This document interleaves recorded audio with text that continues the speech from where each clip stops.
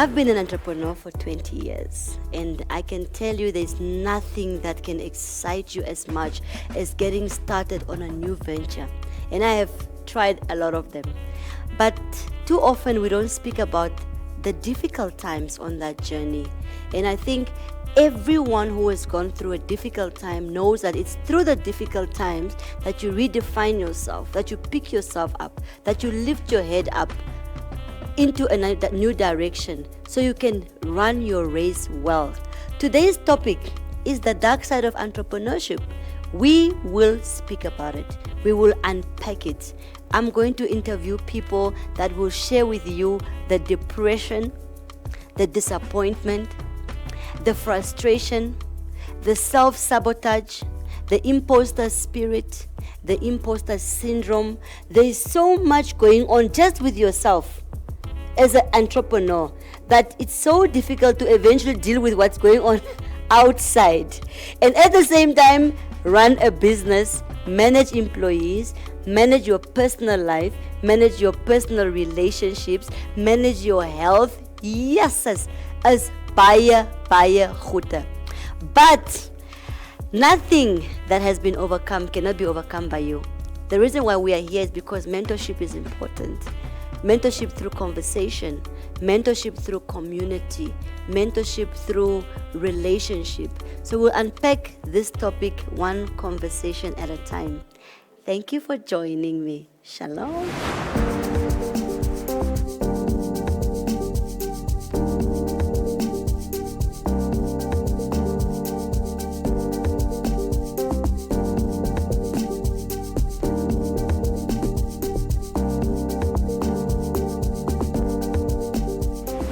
Welcome back, Sanbonani, Gwenda, Kankwas, Mavuka Hande.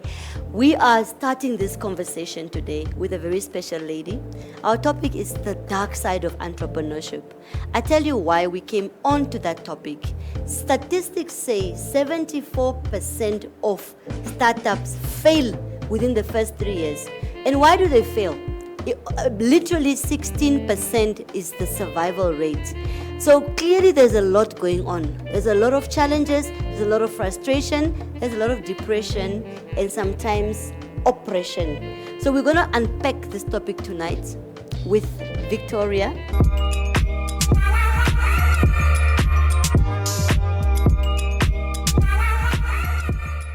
Her company, Victoria's Nanny Agency, started 2 years ago, and she will tell us who she is. So I'm a 26-year-old single mom, and I'm currently a second-year student at NUST, doing my bachelor's in business management. I used to work at a micro-lending company before I started the business, but I always had a vision of starting up my own nanny agency, sourcing out nannies and being able to provide jobs to people that are struggling so that they can get good paying salaries, yes, or wages, yes. And then one morning you just got to work, you went to the computer and you typed letter of resignation, or what happened?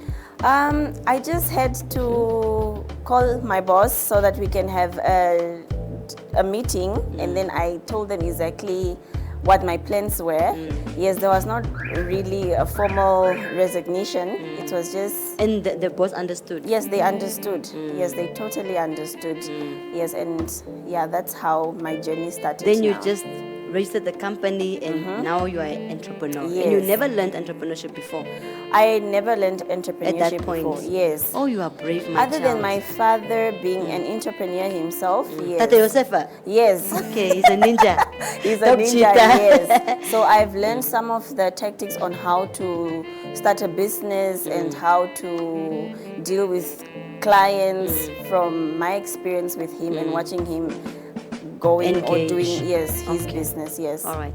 So already you said you are a single mom. There's a question there, because I can just imagine the type of business you run, customers, nannies, issues.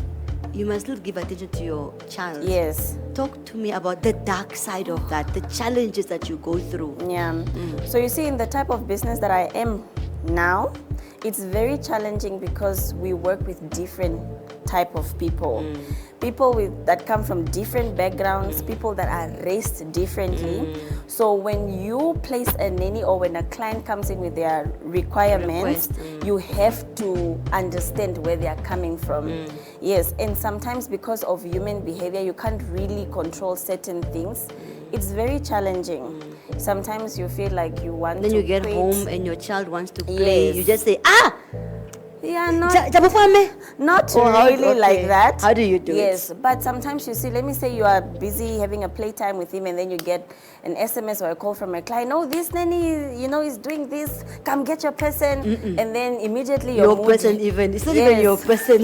You just Immediately- facilitated the transaction. Now Yes. it's called Onoe. Immediately your mood has changed. Now you have to shift into try to be calm for the client and also after that be But does calm it at affect home. you? How does it affect you, like emotionally? Does it drain you? Or does it make you feel like a failure? Or does it make you feel like, you know, you're just not getting this business right? How does it affect you? It emotionally drains you, to be quite honest, because sometimes you feel like you are doing your best, but then it's like people are not seeing it. Either way, they are not on the other side to see the effort that you are really putting. They just say, I paid you. Yes, and I want paid you service." for this and you must deliver. And sometimes, to be quite honest, what they pay for is, you know, you deliver more than, you know, what But you know, is- Vicky, how do you take care of yourself then? Because stress, there's a study that shows that cancer, before it becomes cancerous, it derives from stressful situations. So you might think it's just stress, but really it's a buildup of so many issues. Yes. It's anger, it's frustration, it's disappointment, and later, oh, my back, Mboli or shajanale. How do you take care? My interest is Vicky. How do you take care of you? I try to stay calm. I try to stay calm, and then I try to you know, to call my friends and maybe just try to have a good time and Do you have a forget. mentor? Not at the moment, but Do I you do want have one? I would like to have one on a regular basis. Yes, I already from being the older sissy here, Yes. I recommend that you get a mentor ASAP. Yeah. And then you put parameters in that mentorship Yeah. relationship so you can run the race well. Financially, who's that? Jika majika. It's difficult.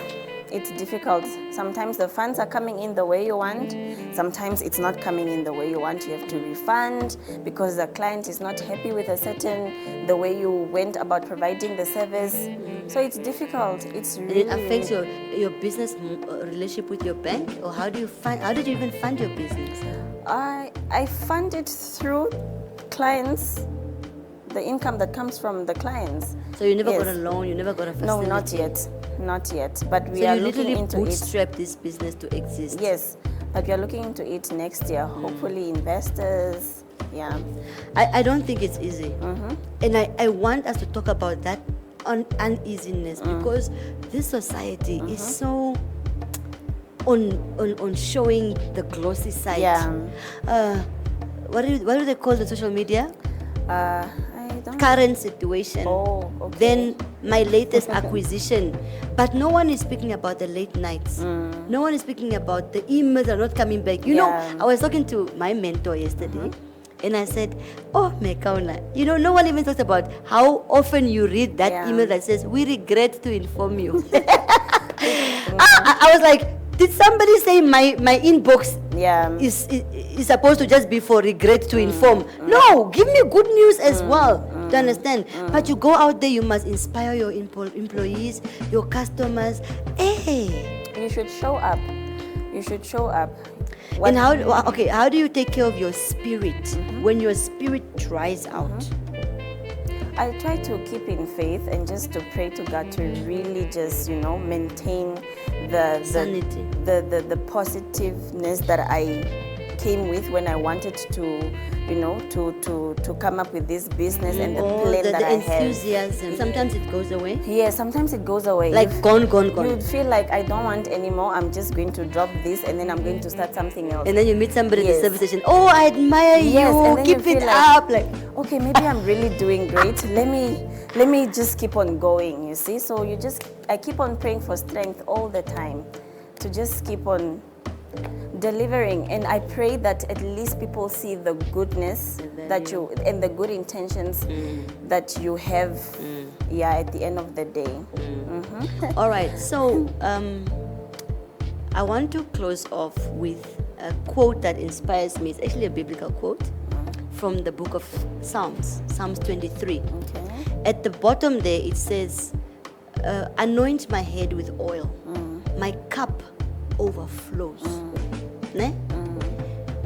If your cup is empty, you can do nothing. If your cup is empty emotionally, if you are not taking care of your emotions, stress management, resting, exercise, you can do nothing for your business.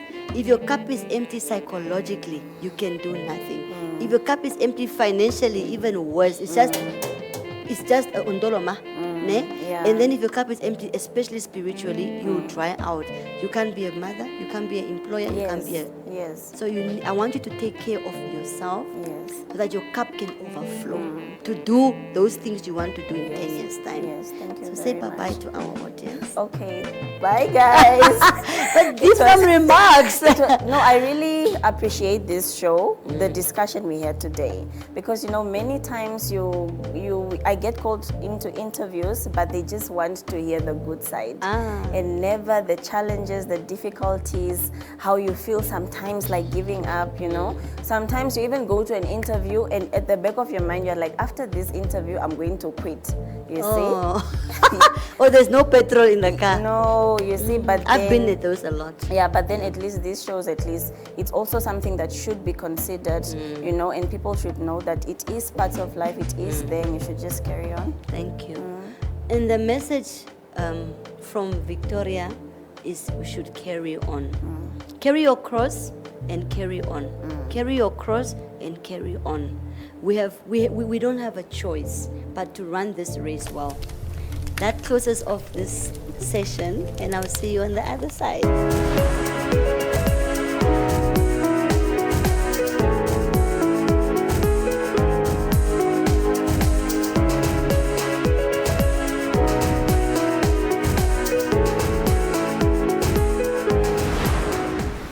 So this is my vibe. My name is Imle Yambo, Head of Programs at Startup Namibia. If you know what startups are quick, they are fast, they are energetic. So that's exactly what Startup Namibia is, and that's who we are at Startup Namibia. The startup ecosystem for any developing economy is so important. Moves away from doing business the traditional way to a more current and modern way that accelerates the growth of economy super fast. My name is Anna Vambe and I'm the GIZ Project Manager for Startup Namibia. Startup Namibia is a Namibian-German technical cooperation project funded by the German government. It's all about startups. We want to see startups grow, we want to see more startups in Namibia. We want Namibia to become the launch pad for startups in the region.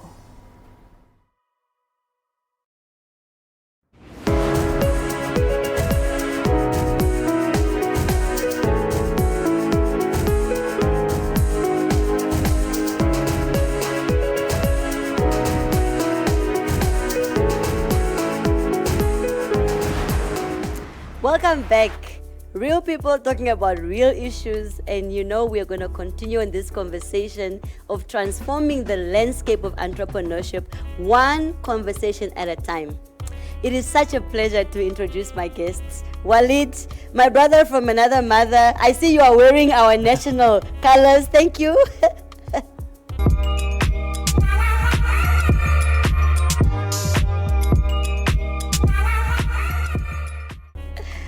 Yes, terve, metakulu. Terve. Hyvä kuuluu. Fantastic. I'm so honored to be on your show. Thank you, Walid. We've been waiting You for look this beautiful, day. by the way. Oh, Beautiful dress. I love it.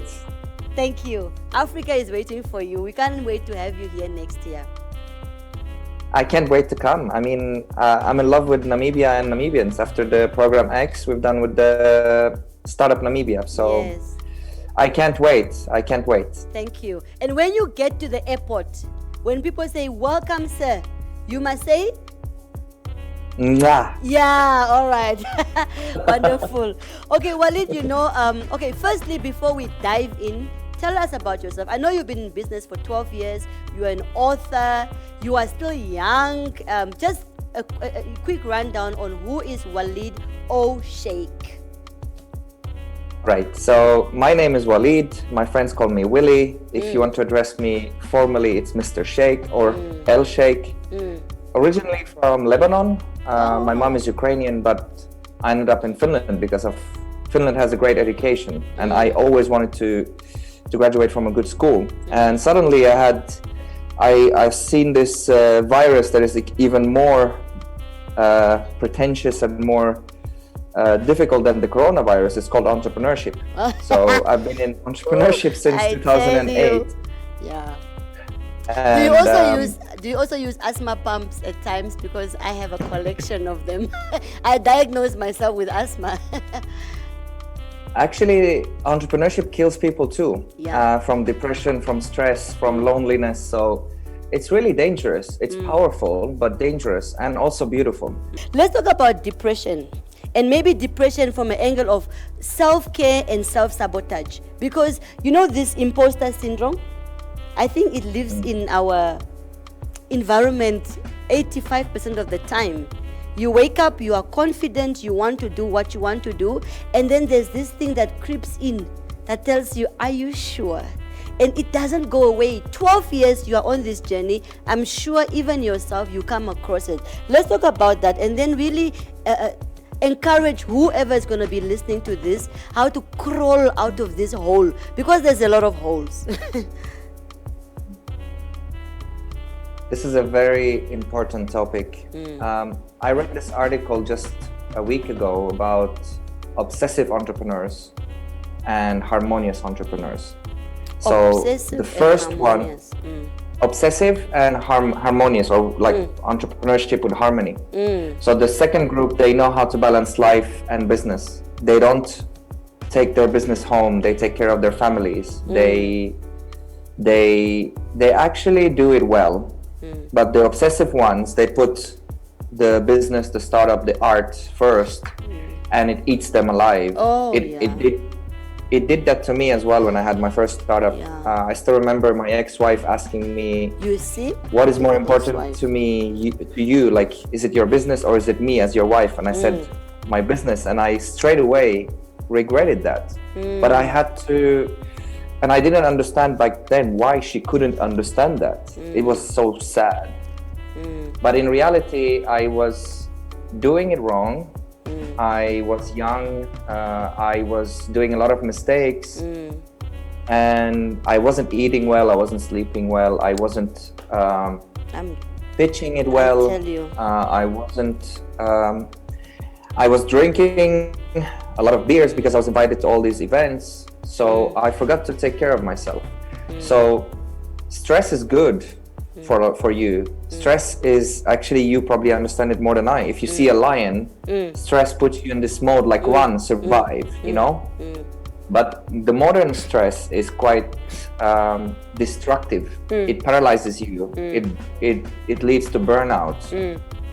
So how to crawl out of that is basically, you need to manage yourself. So you as an entrepreneur, you're the biggest and the best resource for your business. And the so biggest asset. And the biggest asset. Exactly. So your business will not go forward without you. Done. Or without the people that you're working with. Yeah. But, Tate, in my culture, we say Tate. Ciao. Metakulu. Thank you for having me. Tata, shalom.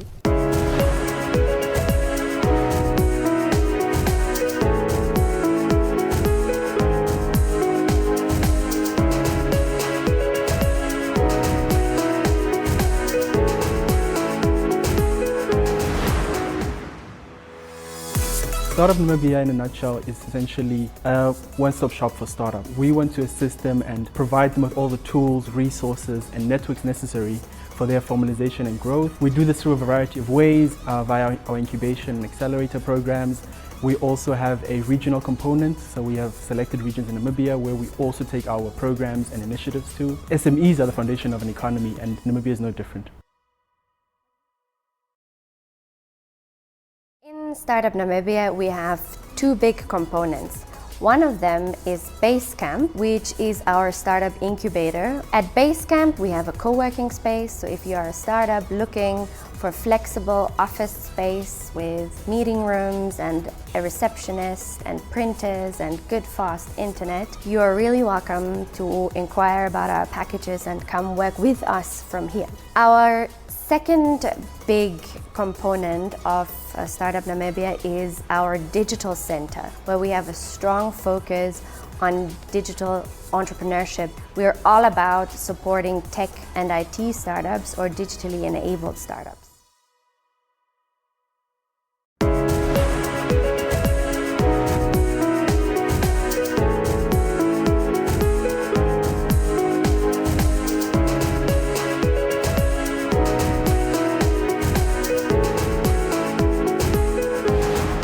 Welcome back.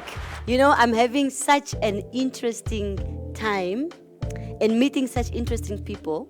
Chanel Ndlovu is the owner of Red Apron Namibia cleaning app.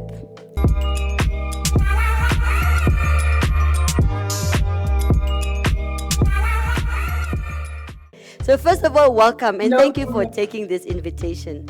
So Chanel was employed at Namdeb. And I'm going to tell you to take over now. You were employed at Namdeb, and then you got an urge. Wat het gebeur? Taye daddy ha. All right, Twapewa, thank you so much for having me on your show. I'm really honored to be here today. So what happened? I was a process engineer on the mine, and you know what? As time went by, my interests just evolved, you know. Different exposures, different learning paths, and meeting different people, learning more about the world and how it works, you know. Did you save before you left your job? Is it your husband who gave you the support? Talk to me. Who's that? So, Twapewa, I've actually been very blessed and in my life, right? Amen. Like you said, my career was great. Compensation was great, but one thing that I did from the time that I started working was save my money. So every month debit order would go off straight to savings. So that really built a really good reserve. On the other hand, having my supportive partner and also being blessed in that regard that his job is really good as well. That is the second thing that has helped us. And definitely, but when I left my job, I downscaled. I didn't have any contracts of nothing. I had a cell phone contract and stuff like that, but I paid all of those things off and I closed everything. I have a husband that's very supportive. And I find that many entrepreneurs and SMEs, you know, we look for the support in the wrong place. If at home there's no peace, forget that business doing what it's supposed to do. Exactly. Luckily, I've been fortunate, like you said, in terms of my partner, we both in business together. He's my co-founder and on our other ventures as well. So, I mean, it's just such a rich experience, you know, having that support at home. So I'm truly grateful for that. And definitely, I think one of the dark sides of entrepreneurship, it's like you're your biggest problem. You're your own biggest problem, really. Because once you are not aware of the mental challenges that it comes with, I think you can go down a really serious spiral. So having these types of conversations and being part of other communities that I've been fortunate to be part of recently, like Future Females, Inventuk and so forth, just being able to tap into other people who are doing this, you know, it really makes the world of the difference. It makes all the difference. Amen. Thank you, Chanel. Bless you. Bless all your future ventures.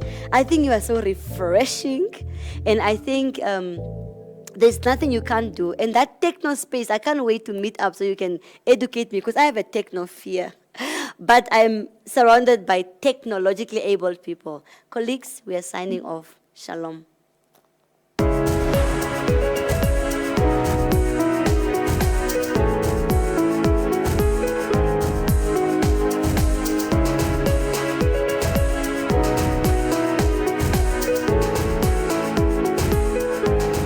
Nelson Mandela says that as we let our light shine, we unconsciously give other people permission to do the same.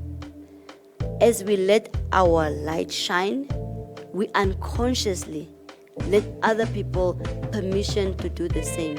So as you go through these challenges, you are encouraging somebody else to also go through their challenges.